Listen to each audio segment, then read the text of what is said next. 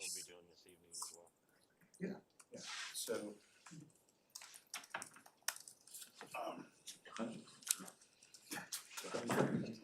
This is open to. Yeah, that's your. No, there's no discussion about this as far as. I can lead into it. Yeah. So, we wanted to have this meeting, and if you, Patrick, I know you know this, and John, you might have been in the meeting, I can't remember, but long time ago, as we started to put our arms around SEA one, and the impacts that we knew were coming, we just weren't sure exactly what it would look like. We talked about setting up a training meeting prior to really getting into the budget cycle so that you guys could understand what you were getting ready to see in changes to our budget. Because if you remember right, in 2024, when we all took office, we were sitting on a nest egg of over $100,000, $100 million of unappropriated dollars. And my strategy was, hey, we shouldn't be sitting on taxpayer dollars unappropriated, especially when we had what I thought was a ton of public safety and infrastructure needs in the community. So we agreed we were gonna spend a lot of that down through cash on these projects. Well, SEA one happens, and it's totally shifted our mindset, at least temporarily, of how we need to look at our budget moving forward. And so we wanted to have this training session to be able to give you guys a chance to ask questions. We were gonna do it inside of a council meeting, but we knew this thing could drag out. So it was best decided just to do it in this kind of a forum so that you guys can take the time you need to digest what we're getting ready to go through. I know I've sat down with each and every one of you to go over our budget for 2025. So this may not take as long as I originally thought it would because you've already asked a lot of questions around the why we're doing what we're doing. But irregardless, I think it's important to put it out there in the public sphere, some of the impact it's gonna have and what that means for us at least over the next 2 to 3 years. So I asked our municipal advisor, Bondry Consulting, to come in with an army of consultants that includes Coonrod and Landon Bohm and a few others to weigh in on, again, where is this going for our city? So with that, I will hand it over to Bondry, to Oscar, to take the lead in diving into this. Yeah, and I'm gonna stand up front just because it's gonna be projected, I can point to things for those that are here. When we were tasked to do this, we started a plan when the mayor took office prior to SB one. And we had a capital plan that we had a plan for, and we had a growth plan that we had a plan for. With the changes made, our task for this analysis was, how can you, the city, maintain the revenues necessary to continue to operate the way that it operates currently, account for the growth and the infrastructure development needed. So one of the tasks from the mayor was, we wanna maintain the tax rate where it is or slightly drop it, but not increase it.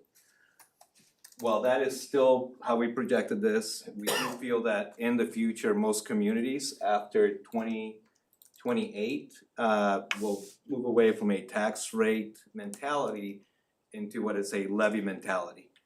Because the tax rate will not be able to generate enough income to maintain the operating levies.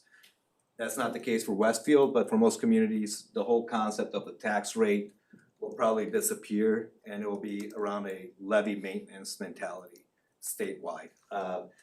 Because of the growth of Westfield, the mayor is able to accomplish his goal of maintaining the tax rate and still accomplishing this. So, just a refresher, when assessed value goes up, tax rate goes down, and because the assessed value of Westfield continues to go up year after year, our projections are based on a 10% increase. Which this year, Ben, what was our growth exactly? The real growth was 17%, certified NAV was 11%. Yeah, so 17% growth is going down to 10, and last year I believe we were at 18%. So it is not unreasonable to predict 10%, especially with all the growth that is still coming and is coming to fruition. I believe that the quote is $1 billion worth of economic development is still coming, so we feel good about the 10% growth. The next line right here, so the first line you have is your property tax rate staying level. The next line is what the city has been collecting for operating levy. One of the main strategies that the city employed is the ability to do levy appeals. When you grow to a capacity beyond the state average, you're able to do an appeal with the state to grow your operating levy. What is an operating levy? An operating levy is what you can use for salaries, like firefighters, anything that's operational that is not capital in nature. So you can grow that, and the levy appeal allows you to continue to grow that number. So we separated the levy appeal. So as you can see, every year the city has qualified for a levy appeal. Why are levy appeals important? When you do a levy appeal, it feeds into the formula of your local income tax. The local income tax formula currently at the state is you don't get your income sent to you based on how much you collect from your residents, but rather how high your levy is. And that is your operating levy. So somebody like Fisher's that has a lot of debt doesn't get additional local income taxes because they have debt. They're limited to that operating levy. So by doing an appeal and growing your operating levy, the city of Westfield was able to capture additional income taxes. So that's been the strategy over the last couple of years to do appeals so that the city gets additional dollars from the county that otherwise would go to the other communities. That levy appeal process goes away in 2027. SB1, one of the casualties of SB1 was levy appeals.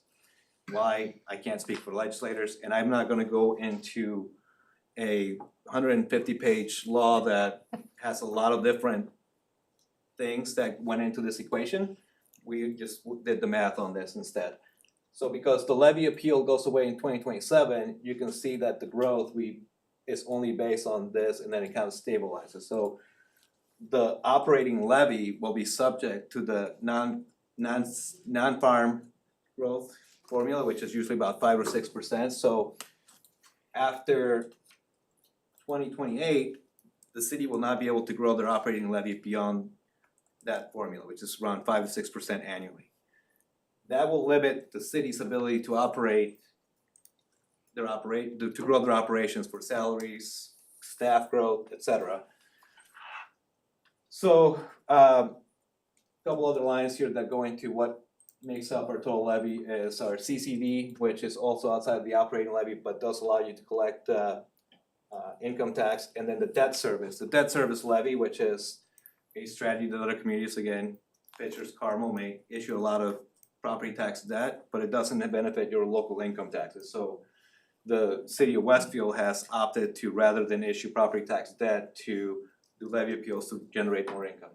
So when you look at this, the real question is, what is the true loss of SB1 happening? Well, most of the impact from SB1 is the fact that the 2% properties, which are your multifamily, are receiving a 33% break, as well as all the breaks that residential get, and there's a lot of them, and to include actual credits. So when you factor those in, the actual losses look significant. For example, in 2026, we call it business as usual because we only receive a short loss of $2 million, but that to us is not as significant as it will be in the future. So $2.8 million is our expected loss in 2026, 7.1 million in 27, and 12.6 million in 2028. Those are very high numbers. However, the way that the property tax collections work is that you cannot collect money beyond the 1% for residential, 2% for multifamily, and 3% for commercial. Those, what I call the Mitch Daniel loss, created a phenomenon across the state that is called a circuit breaker. Circuit breaker, you may hear the finance folks and attorneys use that term. That is simply the money that doesn't get collected because a property tax rate should be collecting more money than it can based on that 1, 2, or 3% losses. Because SBA 1 gives all those additional breaks, a lot of people won't be as a circuit breaker anymore. So you actually get money back in in the form of not having as high of circuit breaker losses. So the offset of the total losses from the deductions gets offset by some of the money that we're actually gonna collect and not lose the circuit breaker. So the circuit breaker impact, we added back on, and by we, I mean, I give credit to Ben, and a lot of communities are only looking at the losses and not at the circuit breaker positive. So when looking at the impact of the losses, you're looking at 2.3 for 26, 3.5 in 27, and 2.8 in 28. We did not do 2029, but 2029 is when it really goes up to 10 million here. So we just kind of stopped at 28 because that's when the income tax ability starts. So these 2 years you have roughly $10 million, and then it really goes up to that $10 million mark, and it kind of stabilizes after 29. That amount of money being lost is pretty significant because this is operating losses. This is not money going towards road, this is not money going towards new fire stations or buildings. This is really for everyday city operations. We included an additional summary of what the losses would be due to TIF losses.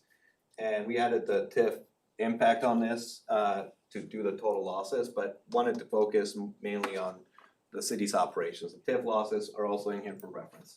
And keep in mind, folks, when you see those negative deltas that are growing, that is not accounting for the new fire stations that we're gonna have to staff, the added headcounts in the police department.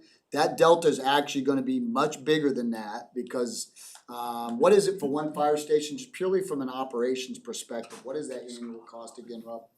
Operational, I mean, just basic math, if we're a $20 million fire organization today and we're operating out of 4 fire stations, it's $5 million a year overhead. So add $5 million starting in 2027, all the way across. I mean, these deltas are getting pretty big, pretty fast. Yeah, and we include, for the mayor's town hall, for 27, 28, we add them together, and for 29, that was the larger number, I believe it was 10 million, somewhere around there for the losses. Again, we didn't wanna focus too much on 29 because this is really the action year. The action year is that you have two options. Currently, as I mentioned, the city's tax rate is flat. And the mayor, as a policy, wants to keep it flat. Should the council decide, hey, the hell with you, mayor, we're gonna raise taxes, you have the ability to do so. I'm not saying, that's not advice, that is not saying you should do that, I'm saying that is certainly an option. If you were to increase the tax rate, which is for the most of the city, which includes the township, the library, the county, it's roughly 2.09. Because most of our tax leaders come from the 2 and 3% parcels. You could raise the tax rate and that would help offset some of these losses. That's one option. Curious, so what would the new tax rate be if you wanted to break even from the total losses? Counselor, that's a great question that we didn't even bother to run because the mayor was pretty firm that he would fire me if I showed that raising taxes, so. Can you go back though, I appreciate that, can you go back, help me understand the TIF losses, how will there be losses from TIF? Because most of the TIF is technically 2% parcels, multifamily, single family parcels, so this actually goes into all of the areas of why the losses are happening, so.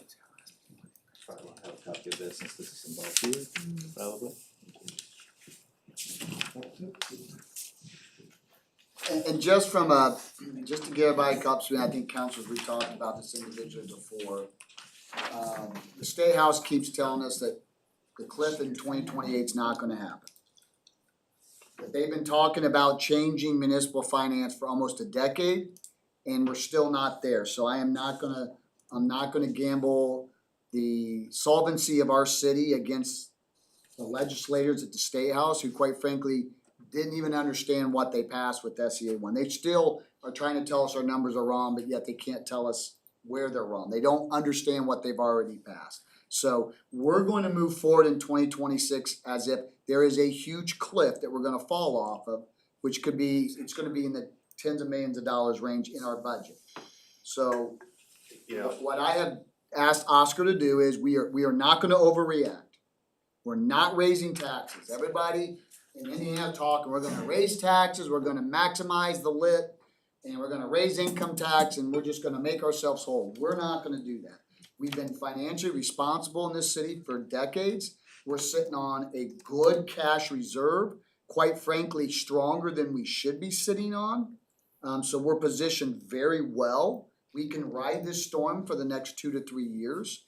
We're still moving forward with the goal of getting a AAA bond rating. I think we're gonna get it next time we take out a bond. We'll be the only city in Indiana to have a AAA bond rating. Shows you the work that we've done collectively as a team, not only here, but in past administrations.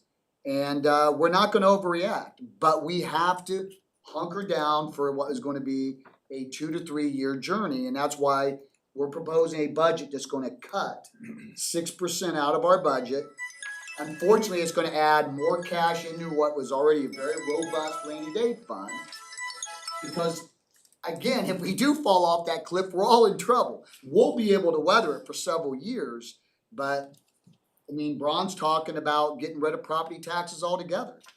Well, what does that mean? I mean, what percent of our tax revenue comes from the property tax side right now? I would say, and Ben probably has the exact number, that property tax is roughly 60% of your revenue. 60% of our revenue, they're talking about a special session in the next year, eliminating 60% of our revenue.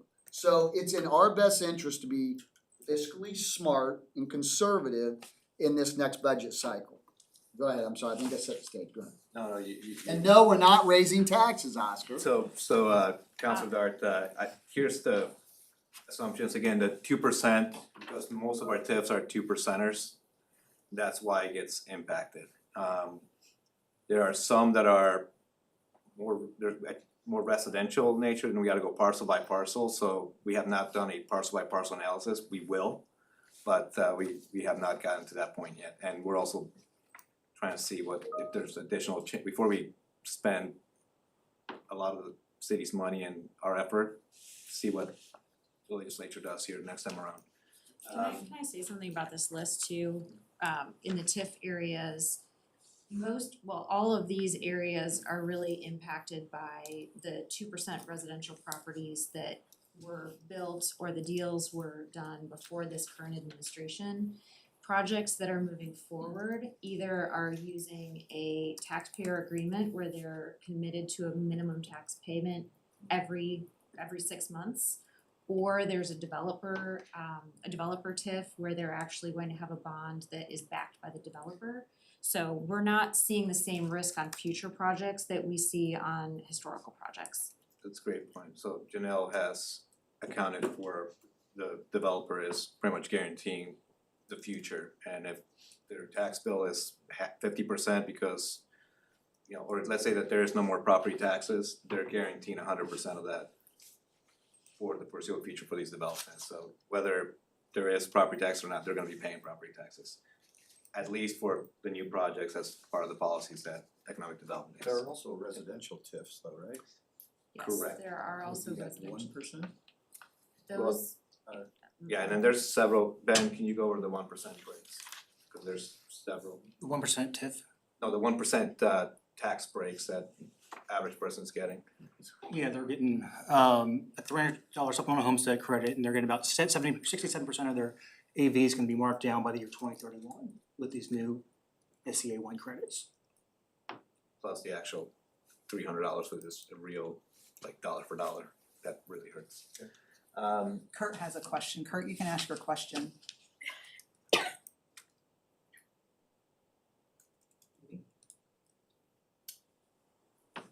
Kurt, you there? Yeah, the question was, is the gas tax, if we implement that in future years, how much revenue would that bring in? And that would there be an offset? It's a small, it's an offset, but not significant. Ben, do you wanna go over the number, projected It was number? $1.5 million.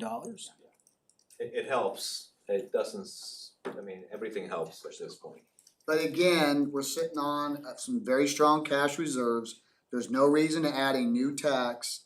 And trust me, I think there's 11 cities now that are getting ready to ask for a wheel tax in reaction to this. No new taxes, we're holding the line. We're financially in a good place right now. I just don't think any kind of a new tax is needed. But again, as the State House continues to change this formula, that may be something we have to look at down the road, but we're the only city right now in Hamilton County that doesn't have one. And the county itself does not have a wheel tax. And I'd like to continue to say that we're the only city in Hamilton County that doesn't have it. Because even with all these changes, guys, we issued out, 90 days in office, I issued out a $180 million plus comprehensive infrastructure plan for the city. None of those projects right now are in jeopardy. Now, long term, that could change. Every change the State House makes, we have to go back and recalibrate everything we're doing from a infrastructure, from a public safety, everything. But as of right now, where we stand today, we feel like we can still accomplish all of our goals without adding any kind of a new tax, increasing our tax rate. And again, so we're gonna hold the line for a little bit longer to make sure that nothing does dramatically change, but we're all gonna have to continue to keep an open mind about all of this, because the way we tax today is not the way it's gonna work in 2028. I just don't know what that looks like, but it's definitely gonna be different. So, again, this is literally 60% of the revenue, and you're losing a significant portion starting in 2029, which jumps up to roughly $10 million. So the legislature didn't really do anything to solve for that loss. They just sort of passed the buck on to the locals and say, if you want your money, you have to pass an income tax. But not only did they say that, they took all the current income taxes away. So the current formula, as I started the conversation, was that the income taxes are collected at the state level by the Department of Revenue. And this is being recorded. I'll say it, I don't care. The Department of Revenue has historically not been very good at their job. And not even 7 or 8 years ago, they were just dumping money into a 93rd county. Whenever they couldn't figure out where to send it, they just dumped it into a 93rd county. The legislature decided, hey, you guys are just dumping money into a ghost account. Take all that money, which was significant, and fix your system. It's been about 8 years and they're still making mistakes. I'll give you an example. I would say that Hamilton County's income has grown over the last couple of years. Would that be a fair assessment for everybody here? Yeah, I would say so. I mean, just Westfield alone has seen growth, but everybody else around has seen growth. The average county grew their income tax by over 10%. According to the Department of Revenue, Hamilton County only grew by 2% when the average was over 10. I'm not saying that they're wrong, I'm saying that the accounting may not always be correct. So, Wait, isn't that saying they're wrong? yes, Okay, I'll make it's sure. being recorded and they're, It's being those guys don't like me already, so it's with this, they're being tasked to create a system where all the funds will be kept at the city level. So that still they have 2 years to do this, and keep in mind, like I just told you guys that they've had 8 years to fix it, they haven't fixed it yet. And they have 2 years now to figure out a way to collect all the income taxes from Westfield and keep them in Westfield. If they are successful, and they could be, potentially, I mean, John's looking at me like, I shouldn't be saying these things out loud at a public meeting, but don't fire me, please. The current county tax is set at 1.1%. That will cease to exist, so the other 40% of our revenue will no longer exist. After 2028, there is no more county income tax. That 1.1 disappears. And the legislature said, now you guys have to enact your own. So the city will have the ability to enact their own tax up to 1.2%, which would be the max. Keep in mind that Hamilton County is one of the, I believe it's the lowest income tax rate out of the 10 largest counties. Most counties, their income tax rate is maxed out at a 3.5%. Is it 3.5? 3.2. Or 2.5. 2.5, sorry. The Grand County's at 3.5 because of the, They got the special rate, yeah.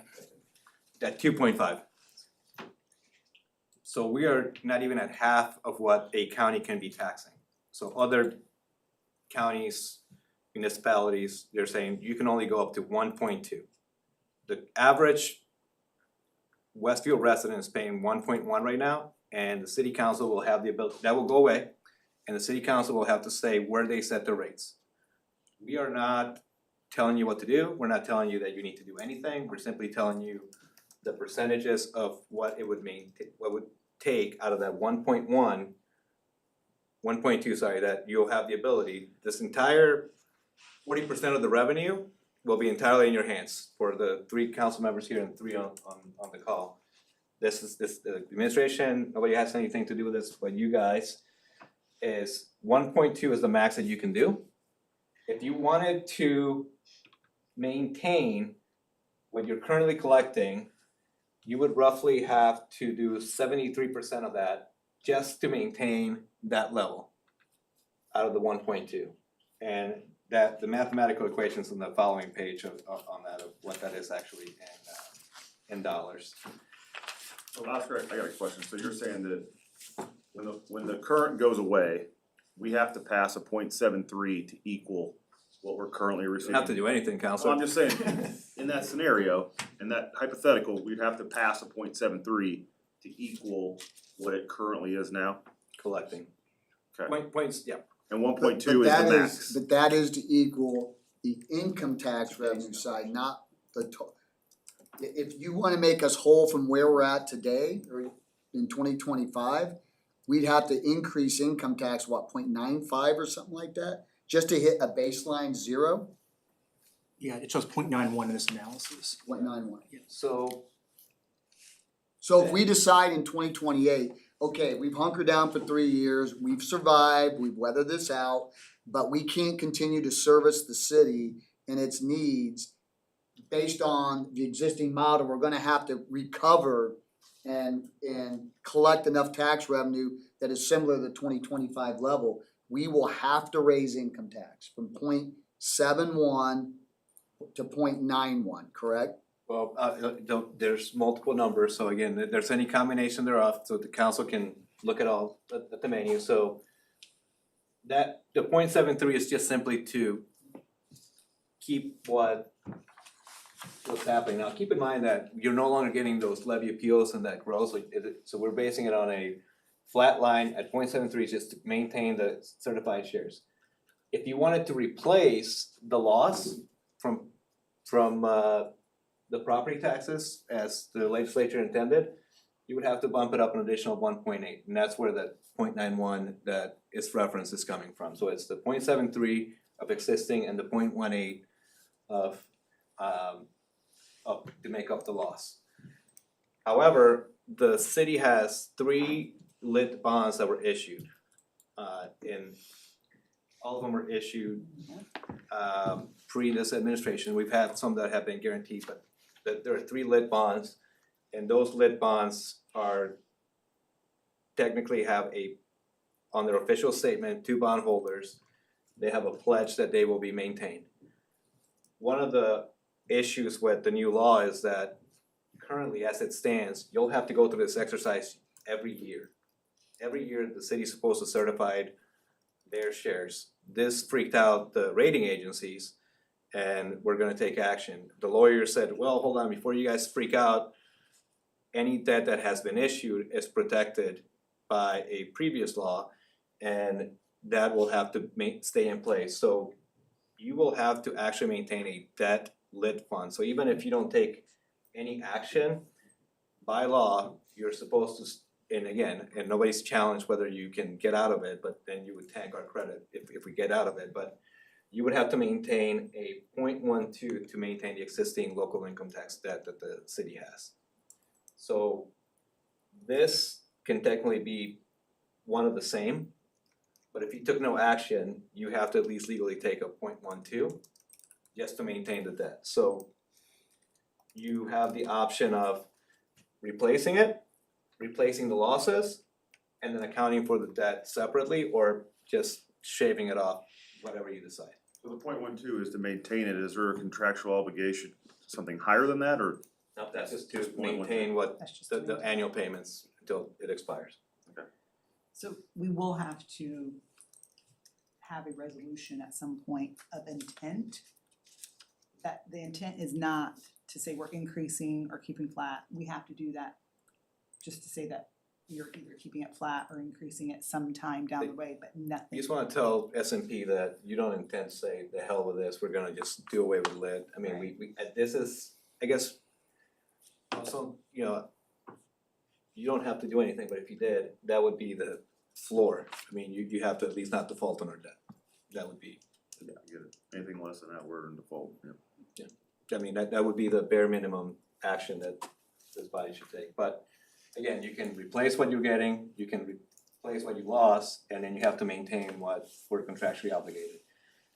Which still leaves numbers to the max. Again, the county's at a 1.1, the max rate is at 1.2.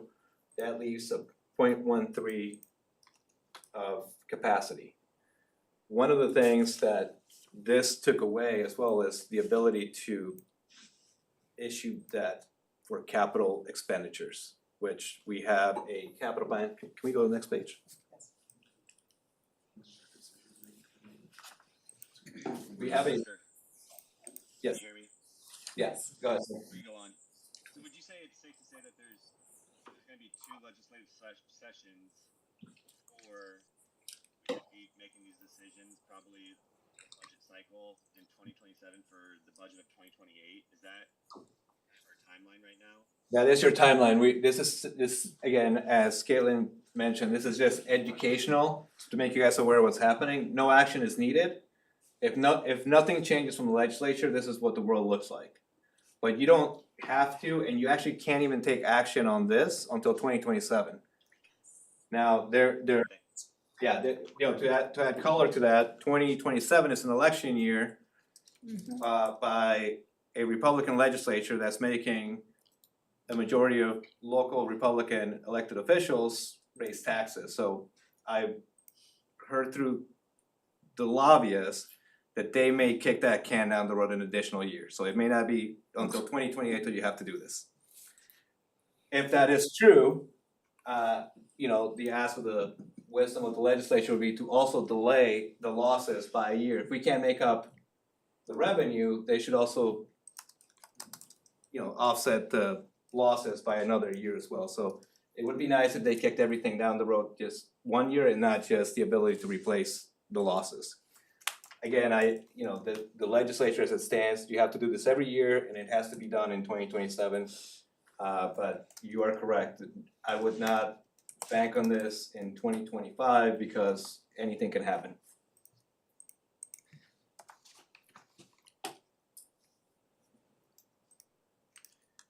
So this is a little bit of a different look at the formula, and this is an update. This is maybe a little bit off on my math here, but let's see. Yeah, this is hard coded and it should be, I was at 1.25 and that should be a little bit lower, but the 1.3 here, so that's a typo, so I apologize on the allocable amount to new debt. So the city, when the mayor took office, knew that it had to do a significant amount of road projects, which the council has seen the capital plan, that includes the fire stations, roads. These are not multifamilies or these projects, these are not you know, youth sports or anything like that. This is just the infrastructure needed for the city to grow. Road work, trails, public safety, garages, maybe a service center. That capital plan was roughly at $225 million over the time period. And it was originally supposed to be based on the ability to grow the assessed value, which with SB1, that is no longer an option because with all the cuts, our AV can't grow to maintain that. So if you take away the ability to grow the AV, capture that through property tax debt, it really makes it where, again, you go back to option A, which you can still raise taxes and accomplish the capital plan. Or you could actually accomplish that, but again, and I apologize for my typo, that should have been 0.13. That remaining 0.113, and this is not the full math calculation, we trended it out. This number looks high this year, but then it goes down the following year, and then it stabilizes at around $6 million. But the amount that would generate could technically fund roughly $315 million over a 30-year period on a capital plan. So 225 is what we expected to do. If you actually max that out, it gives you a little bit of cushion to do some additional projects. And again, these are, when I say projects, I don't mean multifamily, I don't mean TIF, I mean legitimate infrastructure projects of another $89 million. So you have so if you were to utilize that capacity, that could be your solution to making up the capital plan. But the capital plan, if you want to continue to work on the roads and trails and the parks and everything else, your two options are one of the two. You either raise taxes in 2027, property taxes, or you take advantage of the 1.5, and we can structure that in, to kind of scale up or some variation thereof. But that is ultimately how, the only levers that we have. And again, this is not prescriptive, it's just a window at what the future could look like. And again, this could all be irrelevant in 6 months, because the legislature will scrap everything and we go back to plan A. But I'll stop there. And Landon, feel free to jump in with anything that I might have misspoke regarding the debt.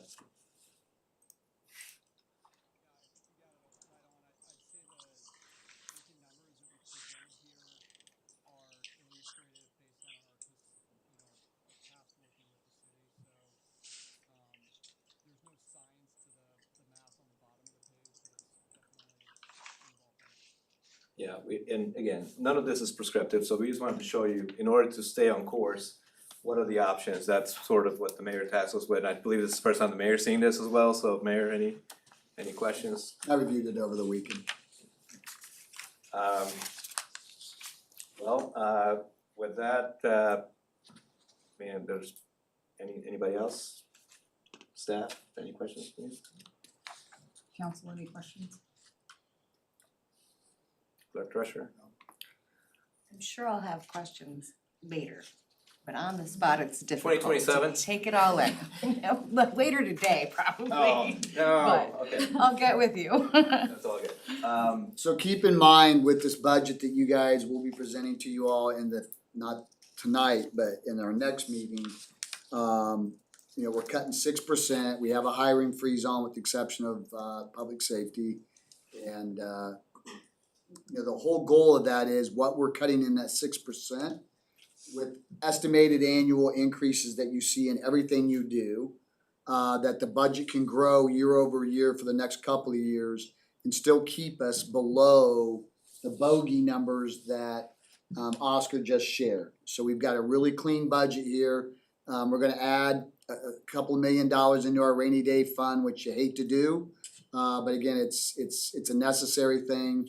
We're still gonna be sitting on a surplus of roughly 55%, I think was the last number I saw in our budget. So we are very, very strong cash reserves. We're in a really good place to weather this storm, and we should be fine.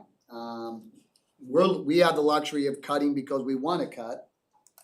There are many cities out there, including Carmel, who has to cut about 16 million out of their budget this year, and it's going to be deep and it's going to be ugly. So I think we're positioned well to continue to grow in a smart way without impacting the services that our residents have grown to expect in our community. If you're wondering why that is because the growth that, 14% growth, and 15%, 18%? 17% for pay Thank you, 22. sorry, my brain is fried. that 17% growth, other communities are not experiencing that, so the AV growth is what offset the ability to not have to have that level of cuts. Carmel is more on a stable path now, so they don't have the luxury of that AV jump that we had. And or the ability to do an appeal. I mean, Carmel doesn't qualify this year, so the levy appeal, combination of the growth, the levy appeal, and the extra income taxes is what allowed the impact of Westfield to be so minimal. Yeah, and it's important to understand that because, you know, the worst thing we could do right now is to shut the city down and not continue to grow, cause that would probably collapse us financially. So, you know, continue to grow in a smart way like we've been doing. We don't need to get stupid, but we also don't need to shut the valves off either because that would have a very negative impact on our budget.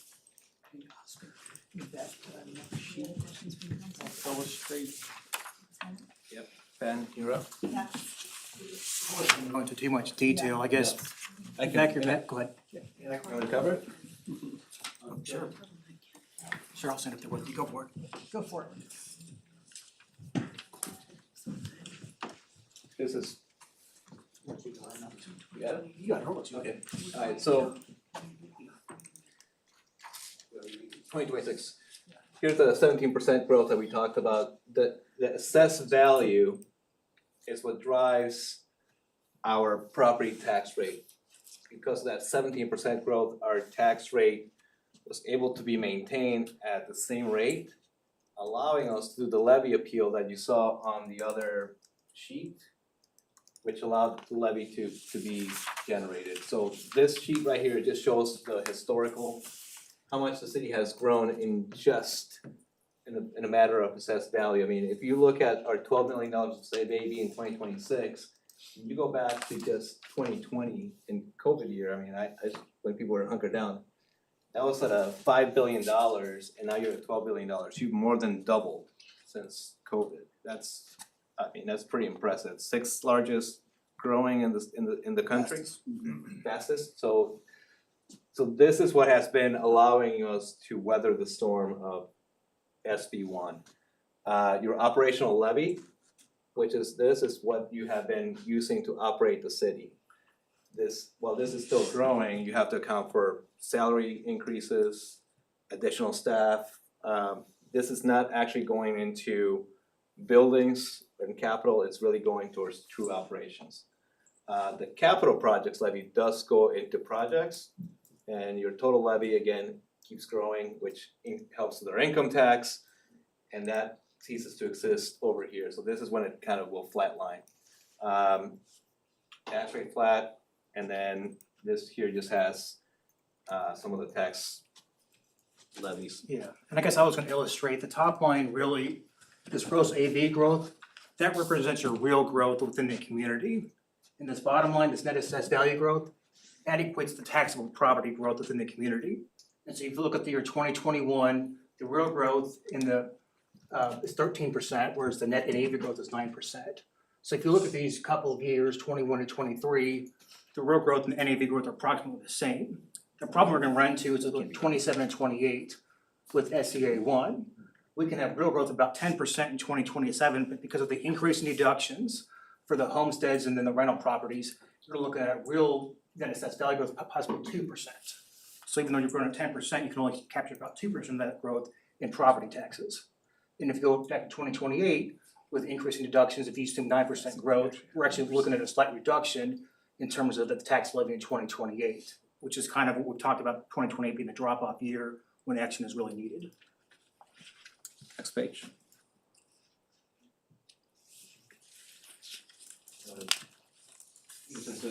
It's just a hypothetical example. Yeah, so not to say that every home, this is just to put a benchmark. Not every home is worth $400,000.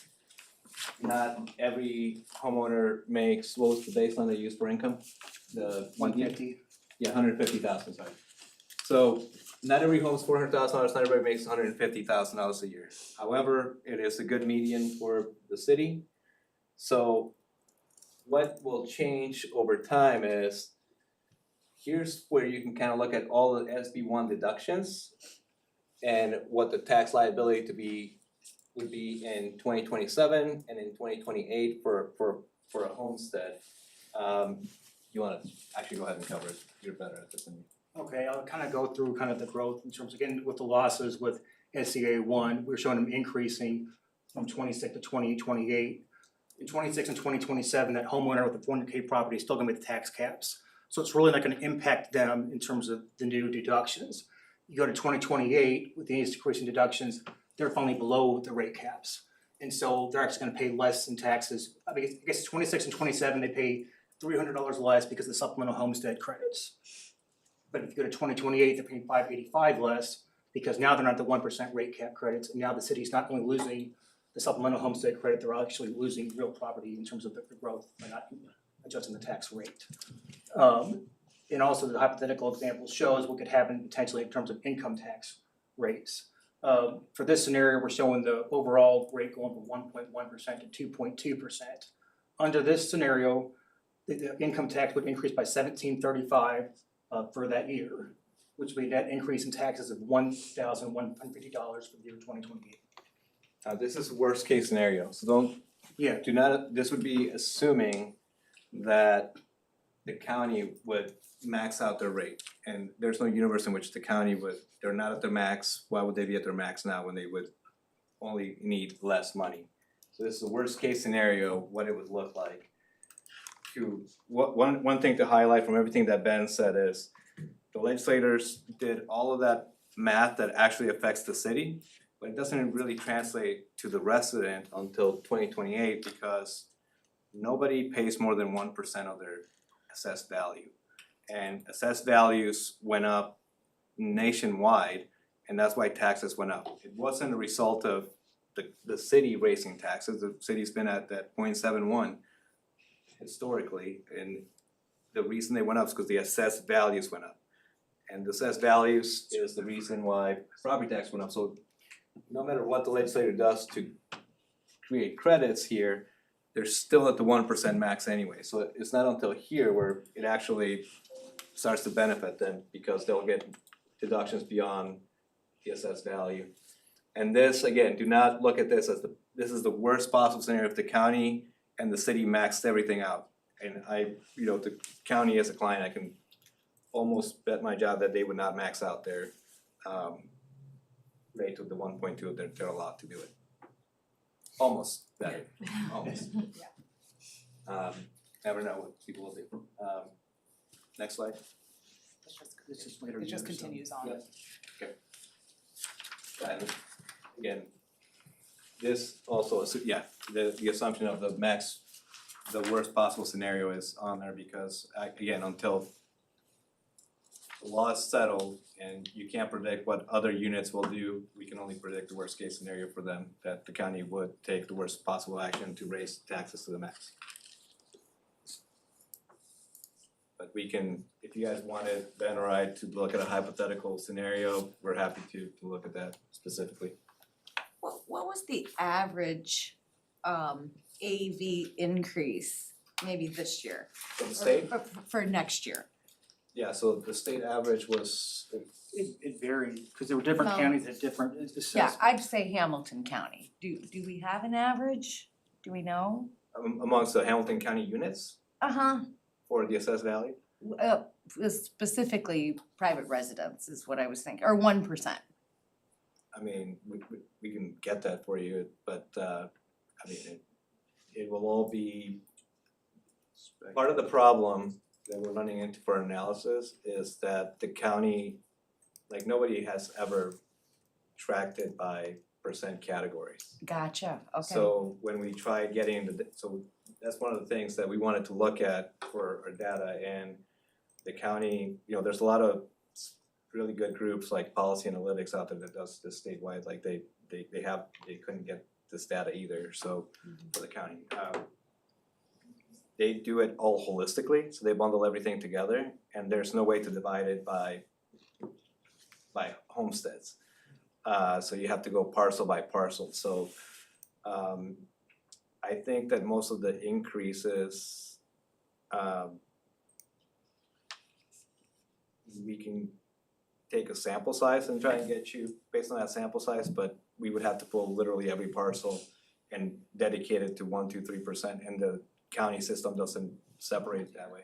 They do it by taxing district, so it's everything bundled inside of the bubble. Thank you. Multifamily was 24-25% before any appeals for Hamilton County, Or the increase in assessed value. For just multifamily, so Before like appeals. in the example, I noted it was like a $41,000 increase over 2 years, and of course, it's just an example. I'm thinking of my own, of course, the assessed value, and it went up a lot, percentage much higher than what you're showing. And so that's where I didn't know if it was, if we're looking at continued increases that are significant, Yeah, or what if we would- think AV increase would be a little lower. So when we do our analysis, it's based on the overall value of the city and what it grows by, so we have to account for 2 and 3%ers Sure. holistically. So if the 1%ers went up proportionately to that, then that's captured in the average. And keep in mind too, with assessed values, market activity can drive that in wacky ways. For example, you've got a couple of councils that live in Woodshire, there's, 20, 25 homes in that neighborhood. It's been a fairly stable neighborhood where not a lot of houses have been on the market, so you won't see big jumps because the assessed values haven't adjusted because no homes have sold. But you get 2 or 3 neighbors that sell their home at a much higher price point than what they've been assessing them at, that causes everybody's rates to jump up, and that's what can throw things. All of a sudden, you're not seeing an increase where maybe in my neighborhood where there's lots of home and it's pretty transient, you're getting those gradual bumps every year. You've been flat and all of a sudden it pops way up. A lot of it's by what's happening in the market around you as well. Counselors, any other questions for financial advisors at this time? Yeah, it's just to give you guys a glimpse into the future and what you may Nobody have needs to do. react to anything today unless you disagree with my budget. Obviously, you needed to have this information to evaluate the why of what I'm doing, recommending to you all. But in terms of the X's and O's, there's really nothing other than just to absorb it and start thinking about it because it's coming. It could change, hopefully it does. All right, let's move on. Ooh, my voice, it's 2 back-to-back football games does that. Let's move over to talk a little bit about, you guys have been asking, I've been asking, quite frankly, my own staff, hey, what's going on with occupancy rates? We've got a lot of mixed-use projects that are in front of you that you've already approved, more coming. And should we be concerned about occupancy rates and all that kind of stuff? So, next slide if you would, please. Who's got the laptop? Next slide.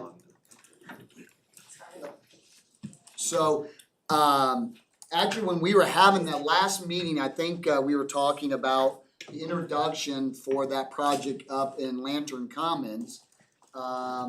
Gary, what's Gary's last name? Perot, he's with ALO, was presenting, and he heard, I think it was Victor that asked, hey, what about these occupancy rates? He texted me in the meeting and said, I know the guy you need to talk to, he's the expert in Indiana.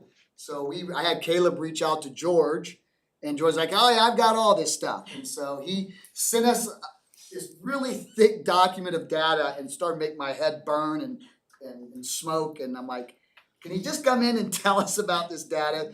My whole goal was I was just going in a city council meeting, answer your questions around occupancy rates, and then I realized it's way deeper, way more complicated.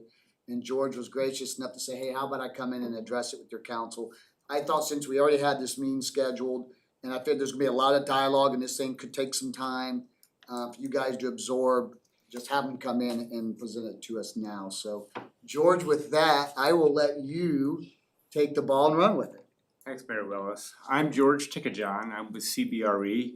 My colleague Claire Hosfurther is with CBRE. She's also a Westfield resident. We are apartment brokers, so we're commercial real estate brokers and we specialize in apartment properties.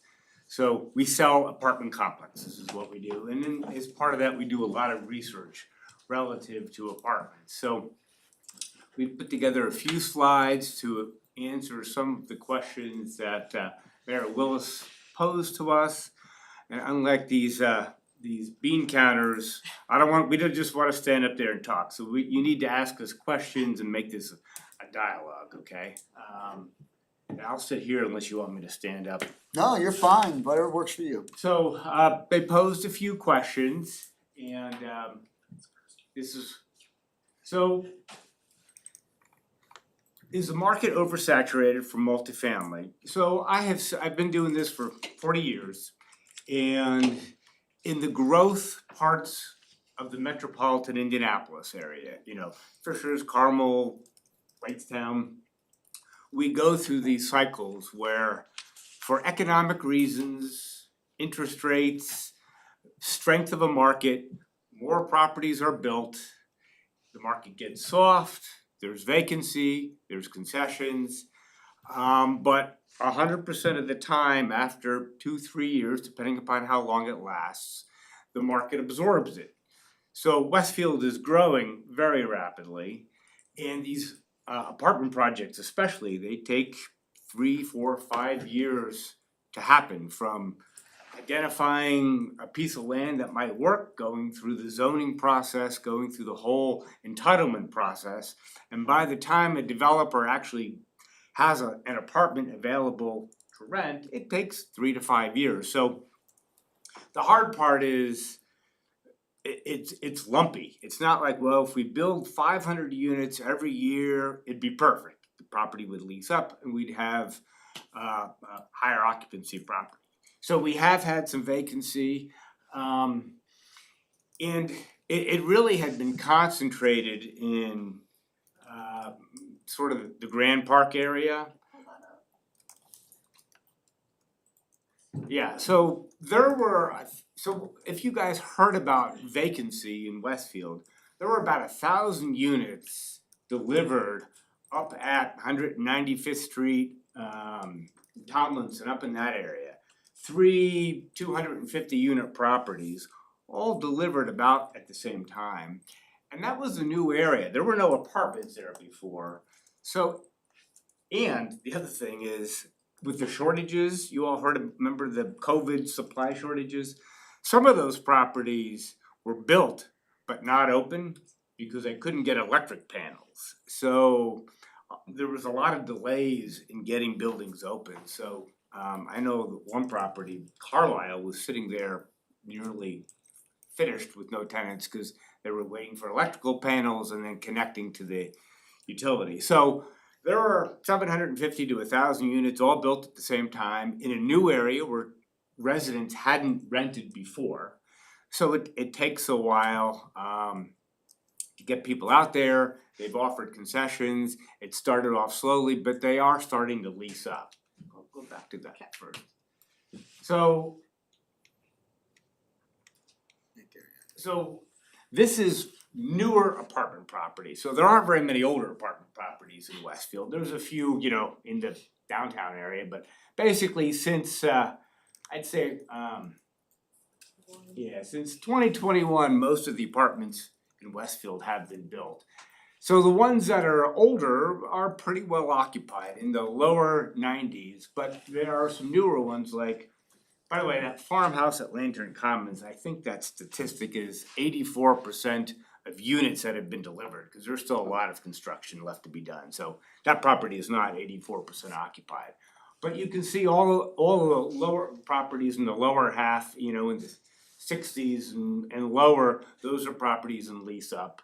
And they are going slower than the developer expected, but they have started to improve.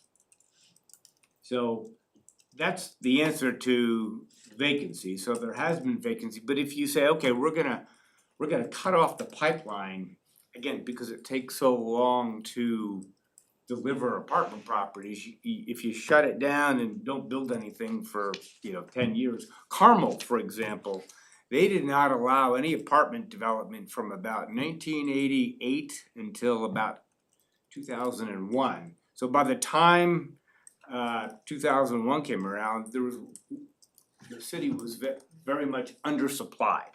So the secret is, to the extent that you can, to keep the pipeline going, not not authorize too many properties too quickly, but keep it going. By the way, we are brokers, we are not advocates for development, so I'm not here today to propose, open the floodgates and let as many apartments be built. So you don't wanna sell stuff in the future, is what you're saying?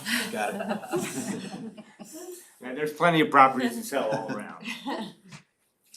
So we did do, so in the last year or two, Westfield has been oversupplied, so has Noblesville.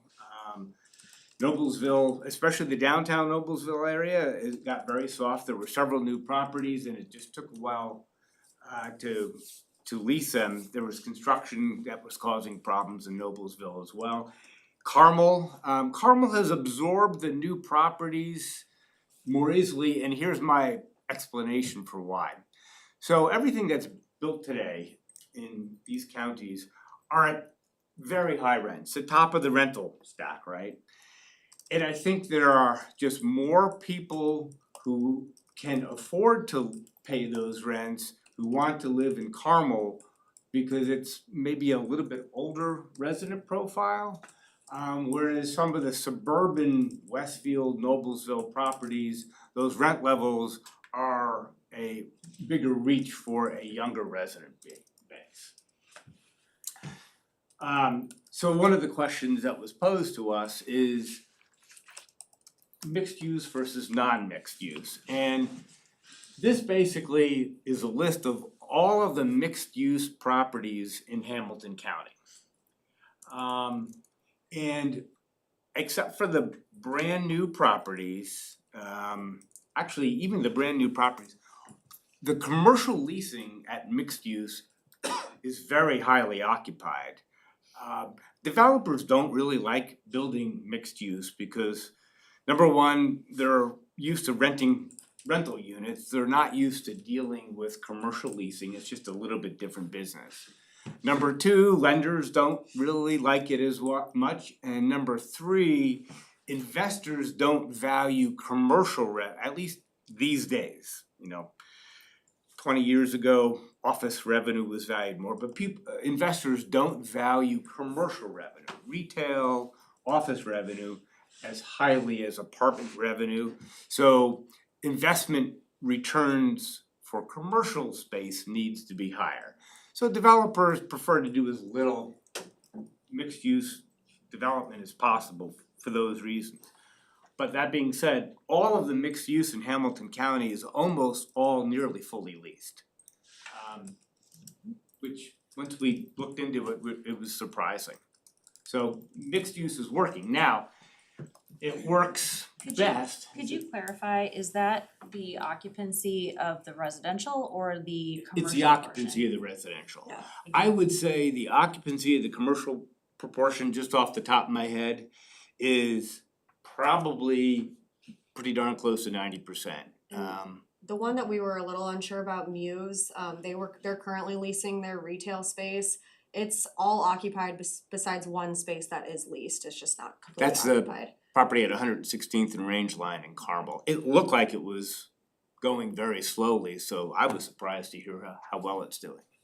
I can tell you with Old Town and the Union, they had all their commercial occupants solidified a year out from an opening.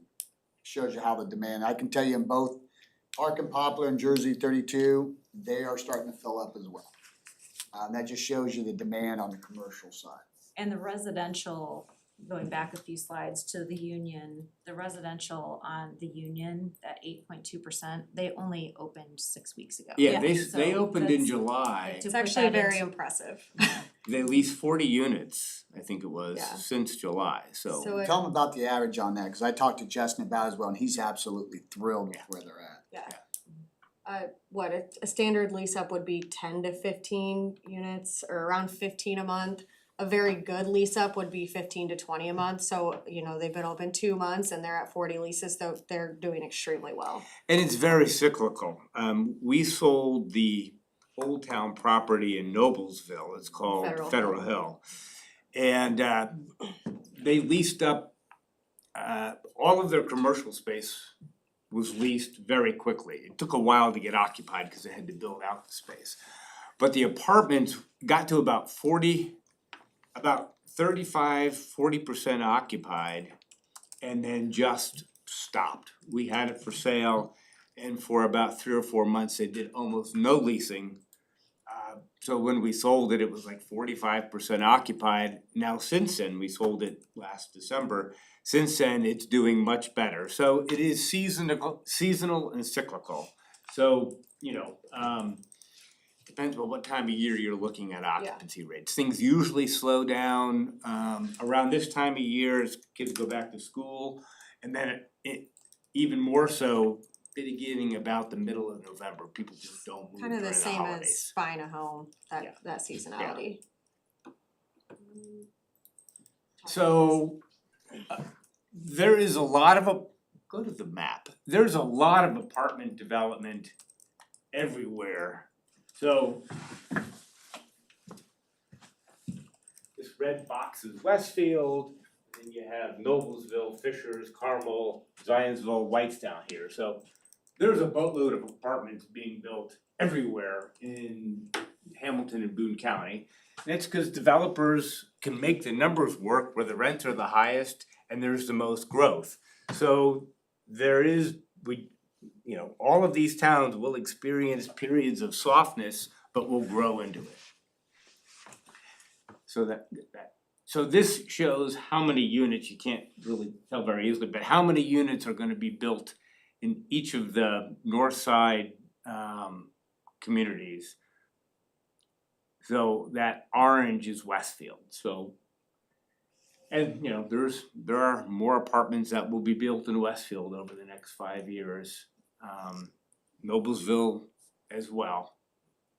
It's slowing down in Carmel, not stopped, and slowed down a bit in Fishers. We already kind of touched on that, mixed use first garden. Yeah. This is just kind of to show, on that past slide, the average occupancy for mixed use was around 92%. The north side average occupancy is 94, 93 on the west side, 94 south side, 94 west side. And downtown, you'd think would be kind of suffering, but they're at 93% as well. So mixed use is right in line with garden style and throughout the Indianapolis MSA. And as long as single family homes are as expensive to build and expensive to buy, the demand for multifamily housing will continue, no doubt. I mentioned the dip again, it started with that concentration up there, it was basically This little strip. James, the Carlisle, Wheelhouse, Tempo, Grandview, those all were delivered around the same time. And one of those was a senior project as well, right? And you said Yeah, there's Grandview is actually a senior community, and those, so Claire mentioned a typical good lease up would be, what'd you say, I said 15 to 10 to 15. 10 to 15 But units a month. I said very good would be 15 to 20. Yeah, a senior community, if it leases up 5 to 6 units a month, that's really good. It can be slower. And those residents typically stay longer, so you have lower turnover costs. Right, it takes longer to lease up, but then it stays more fully occupied. And if these hadn't all opened at the same time, we likely would not have seen this dip in occupancy. We believe they'll be absorbed, but Yeah, and also Chad Hiddle Road was just built, so again, it was a new area for Westfield, that there hadn't been any housing much before that. oh, there we go. We kind of touched on that also. Yeah. So we touched on this a little bit too. Okay, so mixed use, so it works best in a densely populated area like a downtown, walkable, and make sure it's overparked. So I live in Zionsville, and we don't have hardly any apartments in Zionsville, but if my wife and I wanna go to dinner, we'll go to Carmel, and we'll drive to Carmel, and it's, even though it looks like it'd be very hard to park, all of those apartment buildings in Carmel where the restaurants are, they all have parking, so it's really easy to park there. So it's gotta be plentiful parking. You were So- gonna, go ahead. Yeah. If you're going to consider other areas of the city besides right downtown, like George said, you want it to be walkable, you want it to be dense, so the Grand Park area would be a good location as well. And other areas that would be walkable. But it would be much harder to lease commercial space in a less dense suburban area that's just has a few small retail spaces. So one of the things that we're trying to do with the comprehensive plan is to target areas where we want density. Because again, like they just said, you're not gonna slap a mixed use in the middle of nowhere and expect it to thrive because it won't, it just won't. Mixed use works well when you have that walkability component and people living and working and playing in that area, so downtown, Grand Park, Lantern Commons, some areas that we're looking at and building in some density and some walkability to those areas. That's kind of the strategy we have moving forward. In the comprehensive plan, we're looking at the map and there may be one or two additional areas we're targeting, but what you guys are seeing since you've been on council is those 3 areas. Also keep in mind, I've heard some comments, well, you know, we don't wanna draw people away from our downtown area, so if we do something at Lantern Commons or Grand Park, is that gonna hurt those businesses? Folks, we're on a trajectory of 100,000 plus residents. Trust me when I say you don't want them all coming into our little downtown, cause it won't be able to service them. We have to think bigger picture, we have to think long-term in building pockets where people come and entertain and eat and live, work and play. It's just not gonna be the downtown, it just can't be. And if you look at Carmel, now Carmel's downtown area is gonna be much more massive than what at least I envision in downtown Westfield and what we're getting ready to propose to you guys in the new revitalization plan of downtown. That's not, I've never heard a Westfield resident once say, I wanna look just like Carmel downtown. There are pieces we all like, but we want something unique. We're gonna have a lot more green space, we're gonna have a lot more, it's gonna be more spread out, it's not gonna be as big. But in order to service our population, we're gonna have to think about these pockets. And mixed use is the strategy to build that out. That's how you do it. And that's why we're looking at Lantern Commons and Grand Park and other areas. Sorry, I didn't mean to steal your thunder. And To add to that, the areas that we're looking at that have the mixed use that are within reasonable distance of downtown, most of them are connected by a trail. So we're not randomly choosing locations. If you look at our trail system, they're all very, very close or surrounding an existing trail so that you can get from one of those areas to another by walking or bike or some other mode of transportation. And in order to create a vibrant area, you have to have concentration. And, you know, much to the chagrin of developers, you have to have multiple projects. And that, you know, it creates short-term competition, but once they're all there, then you have enough to attract people to actually come. You can't just have a single building to attract people, you gotta have multiple properties and multiple choices of amenities for people to go to.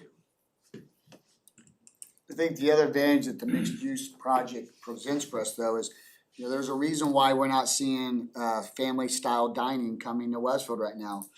Those folks aren't in business, they're contracting, they're not growing. You know, we reached out to I won't mention any names, but a major national food chain that does family style sit down restaurants. They said, we're not adding a single location. We haven't in years, we're not in the future. So if you want those restaurants, those amenities, the mixed use piece is kind of a modern day way of bringing those options and opportunities into your community. Because to rent a space in a mixed use project, to run a restaurant or a health club or a little sandwich shop, whatever, is much cheaper than to secure 15 acres or 5 or 10 acres in Westfield at the price of $1 million an acre to build a restaurant.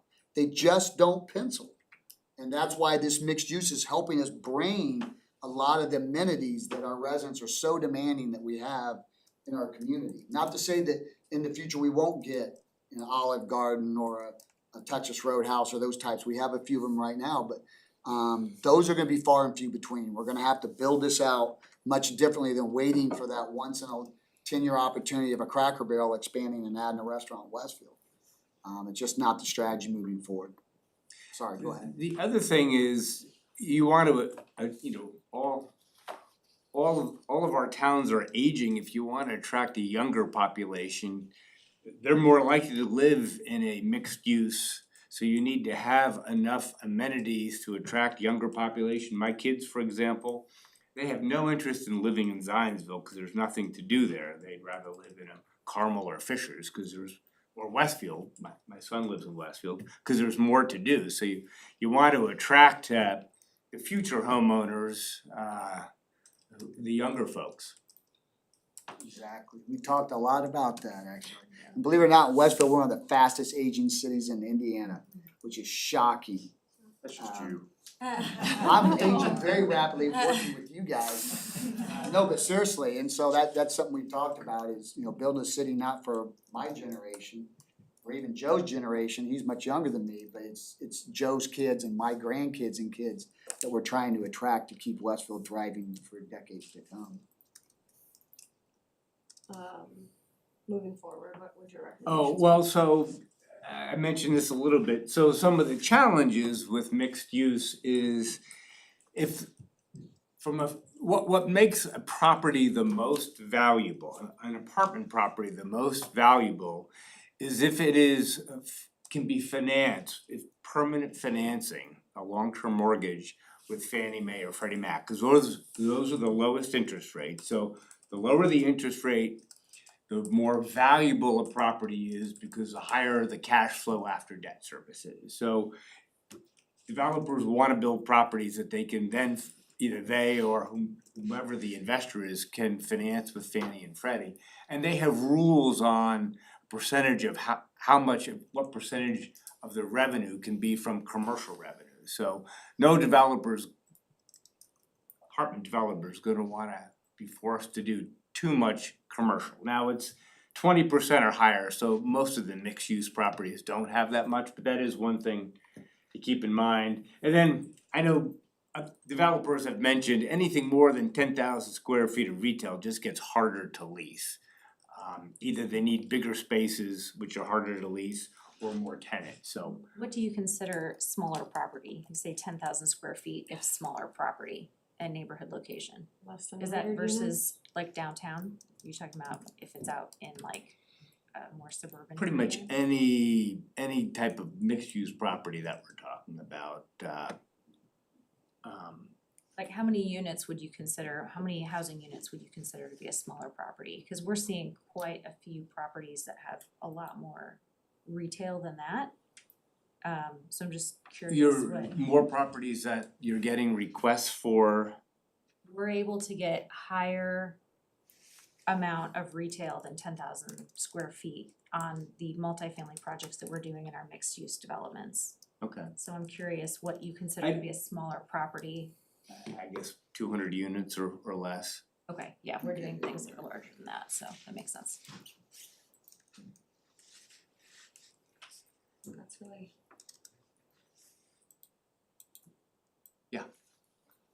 This really didn't answer any of my questions. Sorry, John, fire away. He has a list. Look, for all the council members I'm speaking on behalf of a lot of the council members, to feel comfortable with the city building more multifamily. This information didn't tell us the total number of multifamily units already built in the city. It doesn't tell us how many are under construction and how many units that are, and it doesn't tell us how many are approved but not yet built. And once you get that number, how does that compare to the same ask of other Hamilton County cities? And then what is the right mix of multifamily versus single family or versus a population? So is Carmel, of their total housing units, is it 10% of their total housing units that are multifamily? And I would assume that townhomes are also included in multifamily, correct? Only if it's a rental, and most townhomes are. Most townhomes in Westfield all of them are pretty much rentals. Oh, whoa. Yeah. The only one. No, that's not true. That is true. No. That's true. Kevin, has Tell I me mean, I where- don't have the data in front of me, but you got that new Tell one me that where. Lennar I flipped. mean, there's Tell me where. The only one spot that we the can only see. one is the Estridge that everybody refers to as Estridge across from, Those are condos. But those are sold, those were told, those Yeah. are sold units. Montera The is town for flats. sale. Old Towns are for sale, Village of Oak Manors are all for sale, But every developer, Bridgewater's for sale. every developer There says might that they be can't build renters them in the in city. there, They can't build. but it's not a for rental sale. community. We've heard that from multi guys, they said they can't make it work, they can't make the numbers work. I think what you're saying, everything that you just mentioned was before us, everything that's come before us, they say we can't do anymore. That's essentially what's happening. Jersey 32, perfect example. Yeah, they tell us we can't do that. Park and Poplar, can't sell them. And I've said repeatedly, you've heard me in meetings, it's recorded. When are we gonna get people to come downtown and buy units so that you don't have the transient multifamily business, the rentals? And so I think those are critically important for the city to grow downtown, is to have permanent residents, not just per se younger people renting and then moving on to somewhere else. Well, you need both, and in this revitalization plan, you're gonna see a variety of product, including residential housing in the downtown area, so we've looked at that from every angle. But what we didn't have when we came into office was the rental market. I mean, other than somebody taking a home and renting it out. Right. There was no density whatsoever to our downtown area, we're trying to address that through the projects we're doing. I don't remember us having I'm not saying it's not true, I don't remember us having a conversation around townhomes with these projects, other than townhomes don't make the project pencil financially, but not that they couldn't sell them, but two, it doesn't accomplish what we're trying to do, which is the density piece. You know, you do a townhome going vertical, 3 or 4 stories, the amount of renters I can have versus who's gonna live there are two different numbers, and it grows exponentially as you take that across. Perfect example was the Park and Poplar, they're gonna have they're gonna have apartments, and then they're gonna have those row homes, if you will, along Westfield Boulevard there, right? That, in my opinion, those were the perfect opportunity for sale units, and they said they couldn't The make those. project didn't pencil financially. That's my Yeah. point, is when does it pencil, or how does it Well, pencil? but it's two different things. The penciling is not they couldn't sell them. The penciling is the finances don't work on the project, which is a much more complex problem that these guys are not gonna be able to address. That's a deep dive with like an Understood. Old Town. But I will say Old Town does have for sale townhomes right now that they can't sell. And they can't sell them because there's no amenities downtown, there's no walkability to downtown, there's no attraction for somebody to buy a, $500,000 or $600,000 townhome on the Midland in a downtown that's empty. Nothing's going on. So there's a lot of moving parts, which comes first, the chicken or the egg, and we can have conversations about that, but I don't think that has anything to do what these guys are talking But about. the number we were looking for, Yeah. I think the main thing that I was looking for that I discussed with John was what percentage of our homes are single family compared to multi-use? And how Well, does that- Caleb right? has that number, And we've then given compare that. that to our neighbors. Well, yeah, and I think it's critical because as council members, we're getting stopped all the time by our residents and going, gosh, the multifamily building in Westfield is out of control. Well, again, it's a snapshot in time, right? All of these came on at once, cause they were just approved. In the last 5 or 6 years, and it takes 4 or 5, 6 years for these things to come online, Correct. right? Correct. Cause there was, So I'd like to be able to follows say, the market, right? I'd like to So, be able to say though, that there are currently, I think you showed it, it may not be complete, but you showed there were 2,000 units currently built and being rented. There are another 1,000 that are under construction, another 4,000 that are approved and not built. It may look like a lot to you folks, but compared to the other Hamilton County cities and the growth of our city, this is in line with where we need to be. I can't answer that question. Nobody can answer that question. We just keep saying, we're underpenetrated, and I can't take that to what's, anybody. I mean, this is a little bit rhetorical, I think, cause I don't think there's an answer to it, but what's the right number? What's the right mix? But our You're problem asking is, us, I mean, there's no Yeah. magic bullet but the answer. problem is, Right. I get the wave, right? But the wave, since we've been on council, is a ton of them, right? And so that's what the people see, and we have nothing to go back and say, well, that's because it's a high right now and it's gonna do this, but we don't have any statistics to show that. There are, The multifamily outside of downtown, the garden style apartments. Have there been many that have been approved in the last year and a half? We've not approved Okay. any I didn't know garden, that and we won't. that you Yeah, that we you won't. had many that were outside of the projects we're doing downtown. Right. I have developers reach out to me on a regular basis to talk about garden style apartment, which I consider to be more of like what you have out of the TWG development. It's, you know, big parking lot and just these buildings that are standing out in the middle of streets, right? I have not offered to incentivize a single development like that. And the reason is those are the ones that are not fulfilling, and those are the ones that create the opportunity where we're overbuilding. The developers can make a lot more money on those projects, so they are more attractive for them to come in, build them, lease them up and get out. The ones that are downtown that are mixed use take a lot longer to bring online, they're a lot more expensive, they're harder to lease up, but once they do lease up, with all the retail and all of apartments at that 90% plus, you have that critical density so that you're creating this curated experience of the downtown. So not incentivizing any of what isn't filling up at a high rate in Westfield at all. And I've told John Dobasewicz, Eric Dalf, all the attorneys we've worked with, do not bring us a garden style apartment, the answer is no. I've not said that to mixed use, cause we know we have targeted areas now that we have to build up some density to bring in the amenities and the jobs and all the other things that we know we so critically need in our city. If we're gonna expand our commercial tax base, folks, mixed use is a very important component of it. It's not one or the other, it's both in combination. New development, Carmel's getting ready to rethink their entire 31 corridor around this combination of mixed use, retail, residential amenities, office space, all in one little walkable pocket. That is where development is going. It's a A community. walkable community. And we have to understand that moving forward, or nothing's gonna change with Westfield. We're still gonna be 90% residential, we still don't have restaurants, we're still going to Carmel to work, live and play.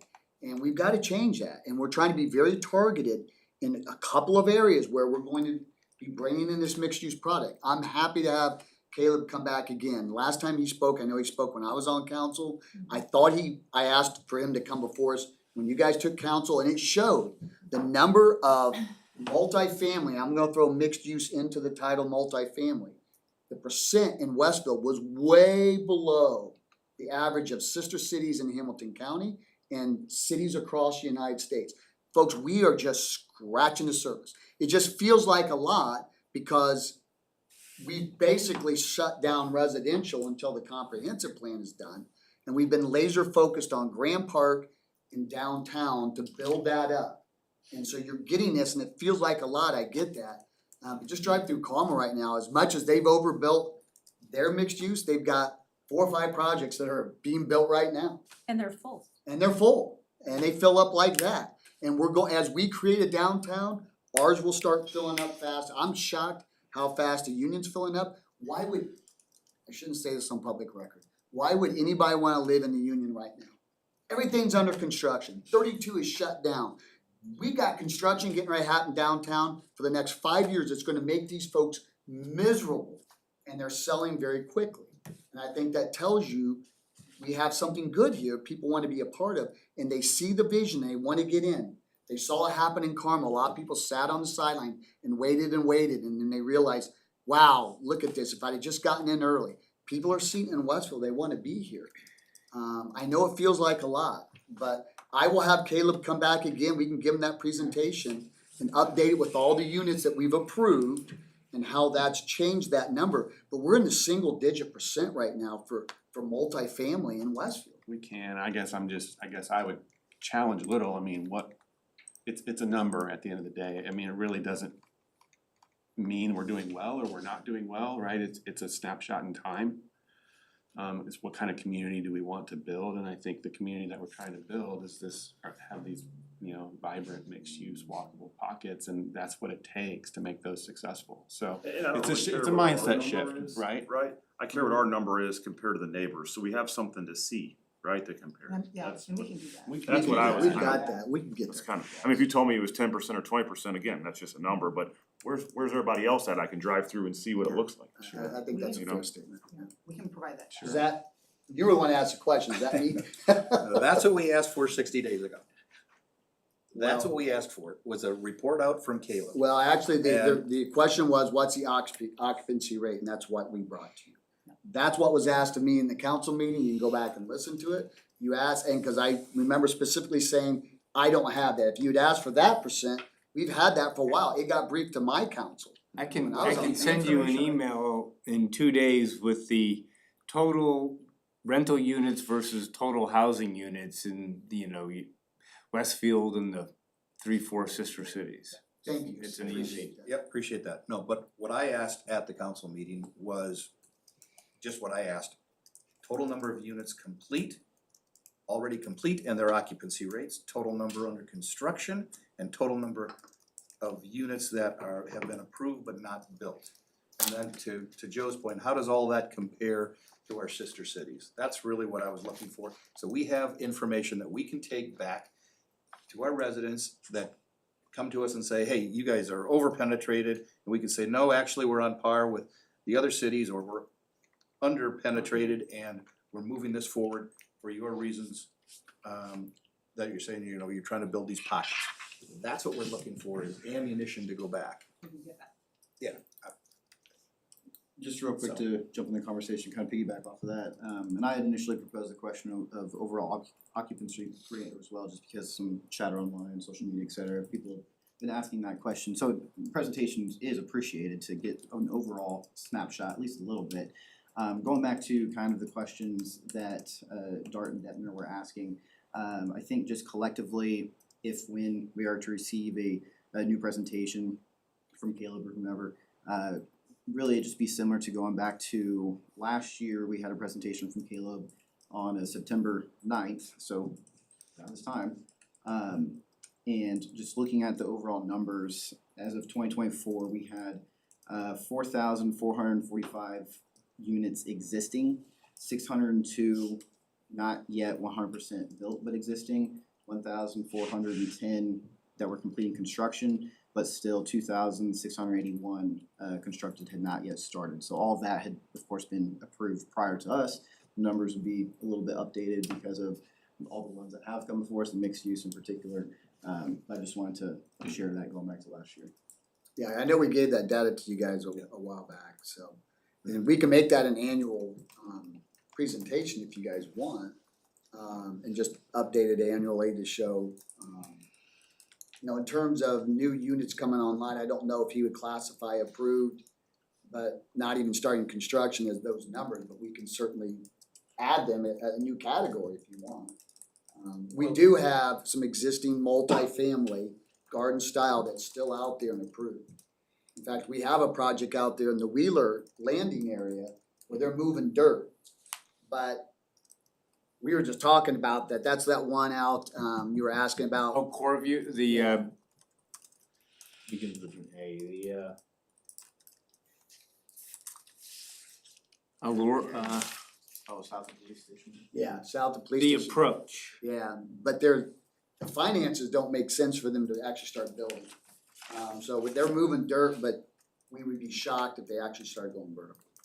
Cause the numbers just don't make sense for that kind of development right now. A lot of developers are actually looking for projects where cities are gonna provide TIF financing to make the numbers work, because they don't work in most instances without it right now.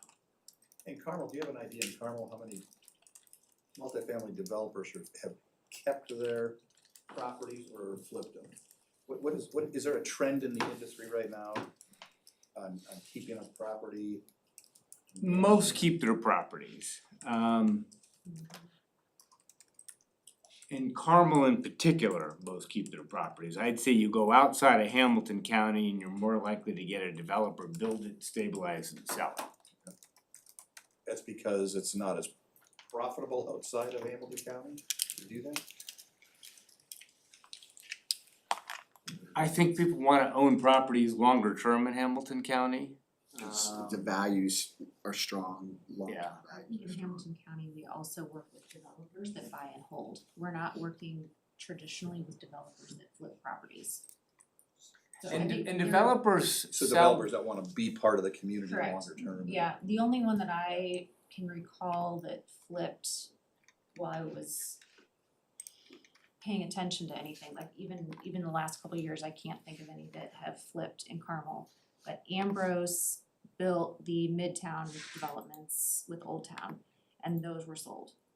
And those are the only ones that I'm aware of in the Midtown area, and then Anthony Berkla sold or was in the process of selling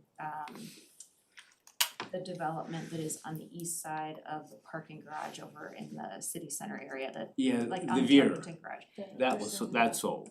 Okay, yeah, Old those, Town's model was, until here recently, was to build and flip. Because they didn't have the capital to build and hold. They are now shifting away from that, and the projects in Westfield, they will be building and holding.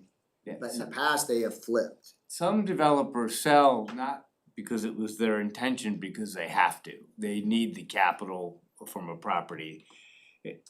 When interest rates increased, they lost the ability to build it and put a permanent loan on it. And so the only way to pay off the construction loan was to sell the property. So there have been a few sales in the last year and a half, once interest rates started increasing in 2022, that caused developers to sell.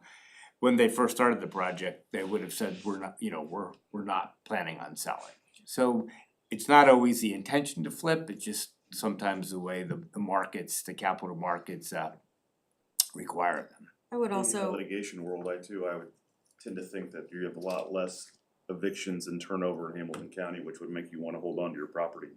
If you're evicting people and causing expense all the time, that has Not true. a bearing to it.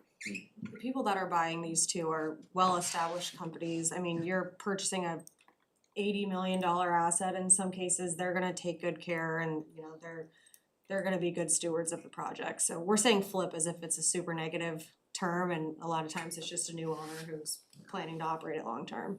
Some developers don't wanna, the head count and the complexity of running, property management arm. Keystone, which is obviously gonna be doing the projects at Grant Park, they hold everything they build, they don't flip. So Yeah, they've never sold any of the apartments that he's built. he keeps them all, so we try to partner, be strategic in the people we're aligning with that we think are committed long-term to Westfield. Yeah, I think that was, you answered my question, Janelle, is really in this area, you wanna have established developers, number one, and you wanna have partners who wanna commit to the community and not only build one project and move on, but build multiple projects here in the city, and I think that's, to your point, I think that's who the city's trying to partner with, and that's critical. That may not be the case in Indianapolis proper, but I like the direction we're going there. Well, and I think what kind of left a little bit of a bad taste in our our mouths, in using flip not as a positive, but more so as a negative, as it tends to be. Really, it was before this new council we took over in 24, but it was during when I was on APC prior to 4 years, was the Casey Corner project. You know, that was supposed to be a for sale townhome product, but then Lennar flips it and now it's all for rent. So that's something that's been prevalent in our minds, especially mine, me living right across the street. So that's something we have to be cautious of going forward. And we're constantly evolving as a city, I mean, we had those flips happen to us on the residential side, think of Viking Meadows and Pulte and that flip and how aggravated that made our residents, and we learned from it, right? We got smarter with it.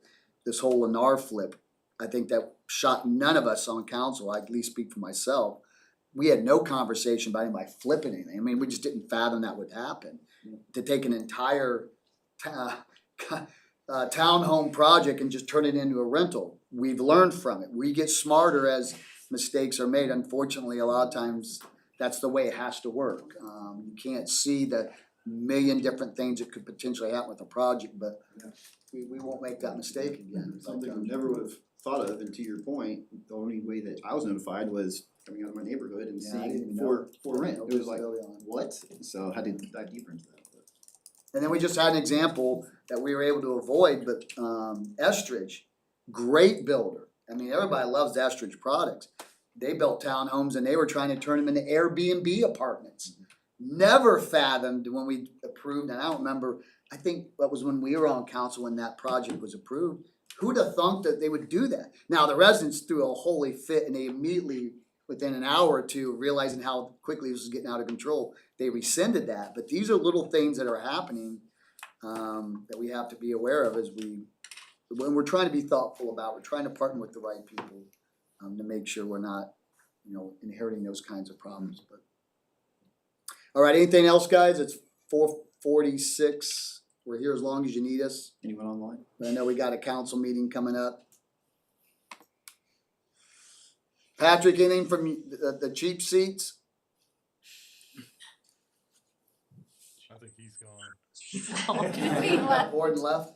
So is Noah. Noah's gone. I'm the only one here. Oh. I'm good. All right, Kurt, thanks. All right, guys, appreciate everybody's time. Hopefully this was beneficial and just let us know if you have any follow-up questions.